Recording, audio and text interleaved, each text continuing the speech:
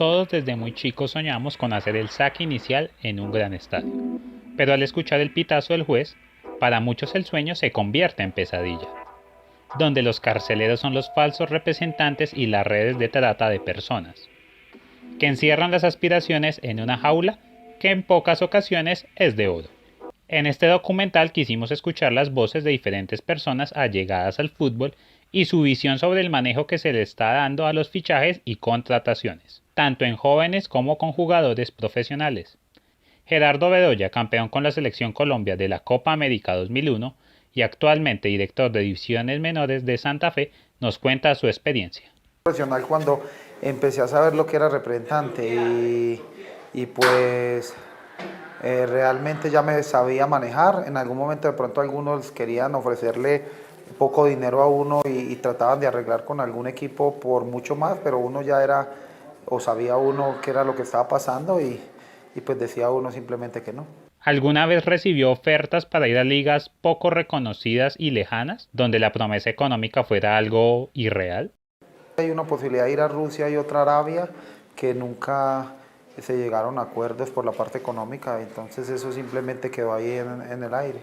¿Existen representantes deshonestos en el fútbol actual? ¿Cómo lo percibe usted desde su rol como formador? Hay representantes que no son honestos, que solo les interesa ganar plata, utilizan a los jugadores para que estos puedan, hablo de representantes, puedan ganar la plata que ellos siempre han querido y hay mucho jugador que se ha visto perjudicado. Desde su cargo como director de divisiones menores en Santa Fe, ¿qué hace para evitar que esto le ocurra a sus dirigidos? Pongo mucho cuidado a que no lleguen representantes que puedan engañar a los muchachos y se los lleven y casi que están acabando con carreras de ellos. A pesar de esto, los jóvenes futbolistas no encuentran una salida. Generalmente se quedan solos y caen en estas conductas delictivas. Ese es el caso de Rivaldo Martínez. Yo juego desde los 3 años, empecé a entrenar a los 5 y empecé jugando como lateral. Actualmente yo juego como central, pues la verdad pues es en ambos costados. Bueno, yo empecé jugando en Churta Millonarios, luego jugué con Federico Valencia y actualmente estoy jugando con Fortaleza FC. ¿Tienes representante? Pues sí, por el momento sí, es más, por él llegué a jugar a Panamá, donde me ofrecieron jugar en equipos de segunda división como Colón y pues ahorita pues estoy esperando a irme del país. Bueno, pues en Panamá realmente pues me fue bien, alcancé a tener un precontrato con uno de los clubes de segunda división, pero realmente las condiciones en las cuales yo estaba viviendo no eran las mejores y eso me hizo devolverme. No, pues realmente eran las condiciones desde que llegué, las condiciones en las que vivía, pues el empresario tenía en el lugar más o menos 12 personas para un cuarto de 8 personas, entonces pues era muy cansón, además el tema del desayuno no estaba, lo que era el almuerzo y la cena corría por cuenta de nosotros, pues con los muchachos teníamos que cocinar para nosotros. Pues o sea, el empresario lo que hacía era mandarnos dinero suficiente, pues lo que nos alcanzaba era como para pasta, arroz, frijoles. Entonces pues eso fue lo que yo comí durante 4 meses con mis demás compañeros. Ya tiempo después, pues el último mes y medio que yo estuve en Panamá, el empresario se mudó, pues nos mudamos a otra casa, era mucho más pequeña, en la cual no teníamos ni cocina ni camas. Era pues bastante incómodo porque teníamos que dormir pues de a parejas en colchonetas, entonces pues siempre fue un poco difícil. Bueno, también el tema, pues la comida sí mejoró un poco porque pues una vecina de donde estábamos nos cocinaba, pero pues sin embargo teníamos que pagarle, entonces pues siempre fue un poco complicado. Bueno, pues ya lo que fue el último mes ya podíamos cocinar nosotros porque pues el empresario nos decidió comprar una estufa. Entonces pues ahí con eso pues comíamos todos. No, pues la verdad yo sigo muy ilusionado con el tema de hacer mi carrera de manera profesional, o sea, desde chico siempre fue mi sueño y pues mi familia tiene como pues las deficiencias económicas que pues muchas familias tienen y pues yo siento que soy como esa expectativa para poder salir adelante. Creo que esa ilusión recae en el hecho que es mi familia la que pone como la devoción y la fe en mí para hacer esto.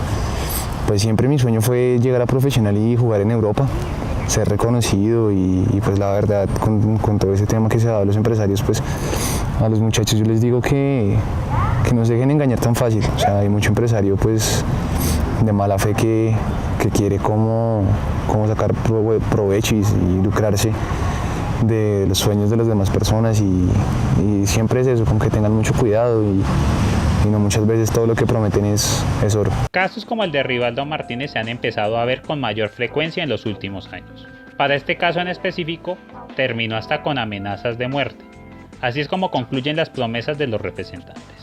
En la actualidad, según la Organización de Naciones Unidas, existen más de 22 millones de personas que son víctimas de trata de personas en todo el mundo. Los fines en el caso de los futbolistas son la explotación laboral y la esclavitud. Los jóvenes que son engañados permiten que los falsos empresarios los obnubilen con promesas de grandes salarios, apartamentos, autos lujosos y sobre todo fama. Sin embargo, al llegar a los países donde jugarán, se encuentran en condiciones de vida poco favorables y que no son dignas. Además de que se les llega a quitar sus documentos para que no puedan escapar. A los que mejor les va en estas situaciones llegan a recibir un buen sitio de vivienda sin ningún tipo de comunicación, es decir, una jaula de oro. No solo los jóvenes prospectos son víctimas de esto. Jugadores como Carlos Valdés, mundialista con la Selección Colombia en Brasil 2014, nos cuenta cuál fue su experiencia con diferentes representantes. ¿Qué malas experiencias tuvo usted con los representantes? Las malas experiencias fueron principalmente la primera cuando tuve mi primera lesión de rodilla. Estaba muy joven, de hecho creo que estábamos en la selección sub-20 del torneo de Esperanzas de Toulon. Ahí prácticamente mi representante ya no me volvió a llamar nunca más. Y después en una etapa importante de mi carrera donde ya había tenido un buen recorrido, ya jugaba en selección, estábamos en el 2014 previo al Mundial y ahí se sucedieron una serie de situaciones con mi representante que al final obviamente por negocio y por conveniencia termina poniendo u ofreciendo otro jugador que quería para un equipo mexicano en lugar mío, ¿no? ¿Llegó a tener propuestas poco serias para jugar en otros países donde se podía sentir explotado? Digamos que el último año cuando dejé de jugar tuve algunas ofertas para regresar. Las tuve de Once Caldas, no necesariamente tenía que ir a otro país, pero sí fue una propuesta que no me pareció ni siquiera seria ni respetuosa. Fue prácticamente de ir más o menos por esta misma época del año, antes de finalizar diciembre la temporada, querían que fuera Once Caldas, no me iban a pagar, me daban un apartamento, al menos eso me había dicho Paniagua, que era el gerente en ese momento. Quería que fuera a Manizales a entrenar con el equipo y que el otro año pues mirábamos a ver qué podíamos arreglar o qué hacíamos. Me parece que pues para un jugador como yo que ya había demostrado ir a probar a un equipo como Once Caldas, pues ni me ha faltado obviamente todo mi respeto, pero creo que ese no era el tipo de propuesta que esperaba. ¿Cómo es el comportamiento ético de los empresarios y representantes actualmente? Yo creo que hoy la gente del fútbol prioriza mucho el negocio, se puede relacionar mucho la situación que se vive en el fútbol con la situación política de nuestro país, donde por intereses y por negocio, por dinero se pasa por encima de los principios, se pasa por encima del ser del futbolista, del humano, y en muchas ocasiones se va en contra del espectáculo por dinero y por este tipo de negocios. ¿Qué consejo le da a los jóvenes futbolistas y sus familias para no caer en redes de tratas de personas? A ver, pues mi consejo siempre va a ser el tratar de ganarse el espacio, el terreno en el campo. En mi caso fue así, siempre que tuve la oportunidad de jugar salí a demostrar lo que podía hacer y las capacidades que tenía y eso me fue abriendo las puertas. No existía la figura del empresario como tal o como existe hoy en día, pero no todos los jugadores que quieran jugar fútbol profesional tienen que pagar, como es la idea que se les vende ahora. Siempre que tengan una propuesta, alguna oferta, alguna posibilidad, en lo posible contactar a alguien que conozca del fútbol, que sepa del fútbol y que les ayude un poco a orientarse sobre la realidad que les están vendiendo y lo que realmente es en cuanto a posibilidades o situaciones. Desde el punto de vista del periodismo, ¿qué se ha hecho para dar a conocer estos casos? Es por eso que buscamos a Darío Ángel Rodríguez para que nos hable del papel que tienen los medios deportivos sobre estos temas, ya que igual estamos hablando de fútbol. ¿En los medios deportivos ha visto información sobre trata de personas en casos aplicados a futbolistas? No, muy poco, salvo casos puntuales, sobre todo de aquellos futbolistas que tuvieron un nombre y un prestigio en el fútbol y que han estado inmersos en algunos casos. No hace mucho se ventiló el caso Chicho Serna, por ejemplo, con la queja de algunos padres de familia que, según ellos, fueron engañados por Serna, porque con una cuota muy considerable llevaba a sus hijos a Buenos Aires con la expectativa de vincularse a clubes como Boca, River, San Lorenzo y otros, y al final no pasaba mucho. Lo que pasa es que también hay que tener cuidado con eso, porque el jugador a veces se plantea unas ilusiones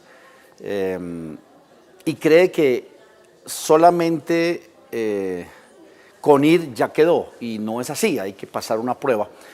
Yo creo que eso hay que reglamentarlo.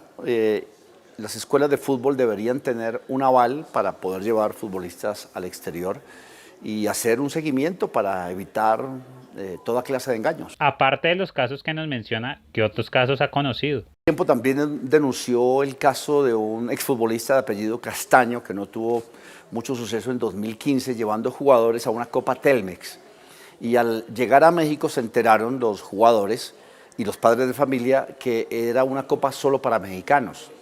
Entonces allí hubo desde luego un engaño y la denuncia fue hecha incluso ante la fiscalía, y a mí me parece bien que se denuncie cuando la persona se siente estafada, pues que es un delito.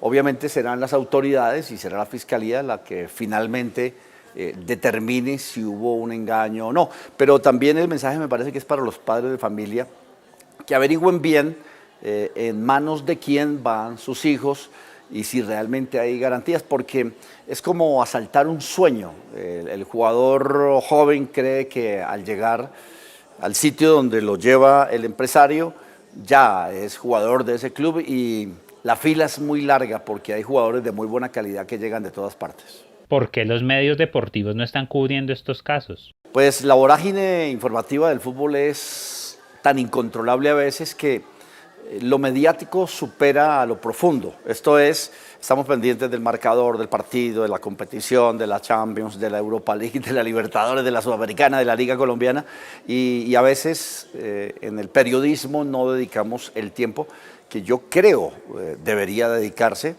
De hecho, en los noticieros, en la radio también hay departamentos de investigación, porque en la medida en que se denuncien los casos irregulares, ya los antisociales que a veces se infiltran en las ilusiones de los futbolistas tendrán más cuidado, porque saben que está la lente abierta del camarógrafo, la pluma del periodista, o sencillamente una red social o algún medio de comunicación que se ocupe. También es una invitación, ¿no?, a que tengamos nosotros un poco de más despliegue informativo a estos casos irregulares. Con este panorama se hace necesario que todo el entorno del fútbol se una para evitar que los representantes y falsos empresarios sigan cortándole las alas a quienes sueñan con jugar fútbol, como única escapatoria a la falta de oportunidades. Esperemos esto pase muy pronto.